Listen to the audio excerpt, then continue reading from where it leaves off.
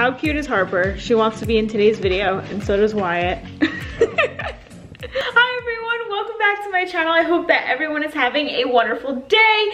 By the way, happy June 1st. So if you are a subscriber of mine or have seen any of my videos, you know that I like to do monthly challenges on my channel. So I outline what the theme of the month is going to be, and then I put the challenge and the little calendar on my website where you guys can download it and follow along. So each month is a different theme. Like for example, November, we did a lot of gratitude. And then in February, it was the self-love. Last month was the Get Fit with May. And then this month, I actually couldn't think of a name. So I came up with the idea, which we're gonna talk about in a second. I wanted June to be all about simple weight loss and how, you know, giving into temptation is really easy, and it's hard to sometimes stay super dedicated at a lot of different things. And I came up with one way to really stay on track where it's a little bit more simple and it's a little bit more easy to stay on track. But none of those words are really like, yay, I want to do this challenge. You know what I mean? Like simple weight loss challenge is kind of like boring. You know what I mean? So I went on Instagram and I said, I want the family to pick the name of the challenge. Sam,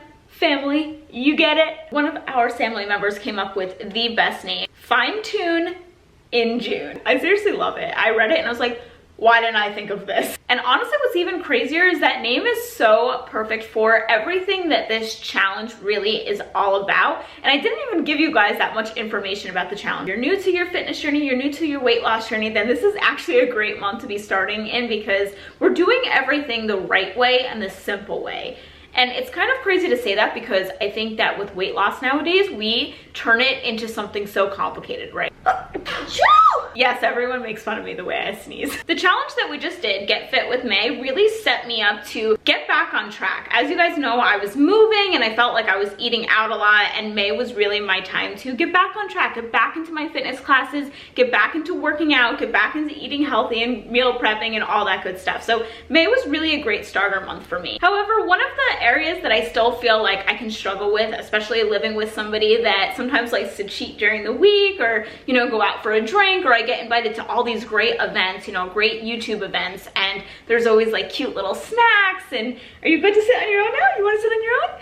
There's all these great snacks and, you know, rosé and this and that. And I sometimes feel like temptation can be really hard, especially this time of year, right? In June, and there's all different graduations and ceremonies going on and birthdays and this and that. You know, you might be going away, going on vacation, you know, whatever the case may be. I knew I wanted the June challenge to be something that was simple, but something that was also realistic, but at the same time effective and seeing results. So I basically wanted all. I wanted something realistic, but at the same time, you're gonna fine tune your body. The first thing I wanted this challenge to really tackle is temptation. So you see ice cream, you see, you know, alcohol, chips and dip. It's easy to get in the moment and get tempted, you know, especially me. I could be out for dinner and there's this gorgeous kale salad, or there's a big plate of vegan nachos. You know, so the healthy option is there. I can't sit here and go, well, there was no healthy options. No, it was there. I could order the kale salad, but instead I got the nachos. So really the starting point in the challenge and really kind of what it was all inspired by is just that. Now at this point, you guys are probably like, yeah, that's me too. Like I would rather the ice cream than the vegetable platter. Like totally, sign me up. So overall, what helps me stay on track while living my best life, and what I mean by that is staying on track without being like, no,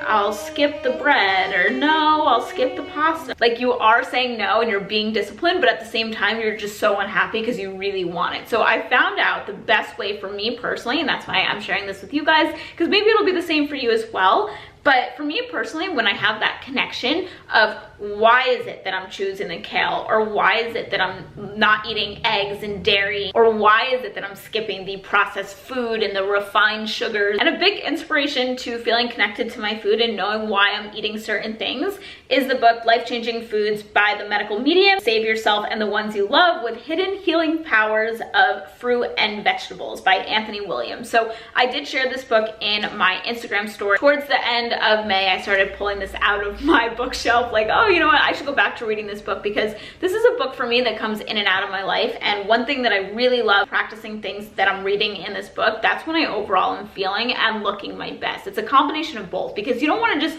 look your best, but you are starving, or you feel so deprived of, you know, going out with your friends and this and that, or you do want to lose some weight, but you also want to be happy doing it and you want it to come natural. So this is the layout of the book, and what I really like about it is, so we have here apples. So he tells you, why apples are good for you. Then he talks about the conditions. So if you have certain things, for example, if you have kidney, liver disease, Alzheimer's, then adding apples into your diet could be a really good thing. But then this is why I want to mention this book in today's video, because you can research stuff like that anywhere. But this is why I think that his book is so unique and why I connect with it on such an emotional level is he talks about the emotional support of apples and then the spiritual lesson of apples. So just for an example, for the emotional support, he's talking about the apple is an ancient food that brings us back to the source. This makes them ideal for when you're feeling depressed, alienated, invalid, powerless, useless, worthless. You get the idea. If the time ever comes when you feel you aren't being validated, eating apples can help change your course. And then he goes into the spiritual lesson of apples, and sometimes it's,